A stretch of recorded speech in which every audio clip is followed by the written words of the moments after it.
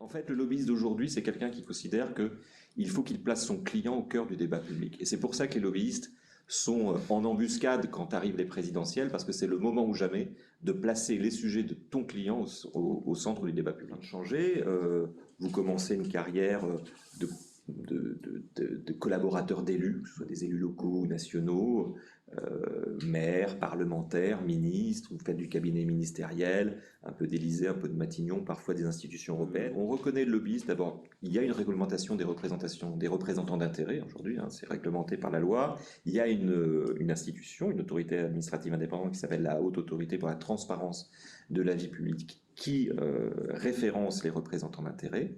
Et donc tout ça est public, il suffit d'aller sur le site, hein, vous voyez qui est représentant d'intérêt. Il y a un fichier des représentants d'intérêt au niveau des institutions européennes qui est public aussi, donc vous pouvez aller voir la liste.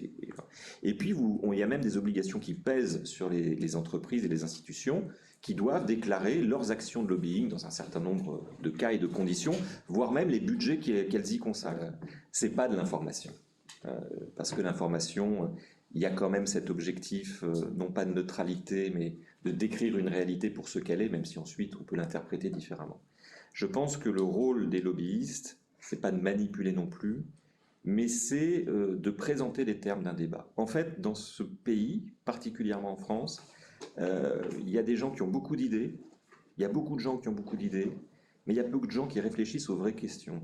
Et je pense qu'un des rôles des lobbyistes, c'est d'aller chercher les signaux faibles, qui sont les questions qu'on ne pose pas nécessairement dans le débat public. Si on fait bien ce métier, j'insiste, hein, si on fait bien ce métier, et aujourd'hui il est de plus en plus réglementé, on a un rôle qui est un rôle d'animateur du débat public. Mais l'arrivée d'Emmanuel Macron, c'est aussi l'arrivée de lobbyistes au gouvernement.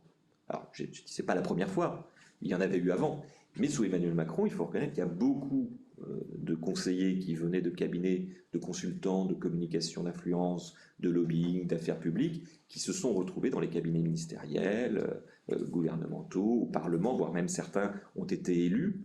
Et donc, c'est aussi une acculturation finalement du pouvoir politique avec le milieu du lobbying.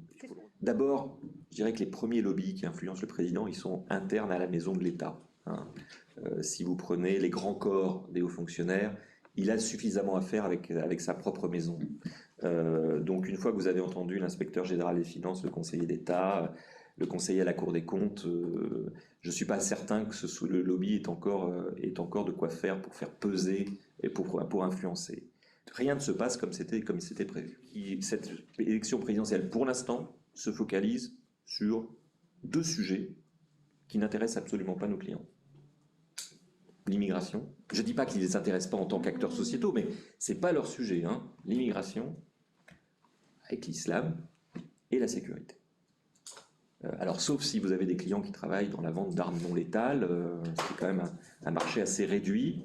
C'est quand même très compliqué. On ne parle pas d'agroalimentaire, on ne parle pas de recherche, on ne parle pas d'industrie, on ne parle pas de défense, on parle un peu du nucléaire depuis quelque temps, mais même ce sujet-là, qui est quand même un lobby très puissant, n'est pas complètement au cœur du débat.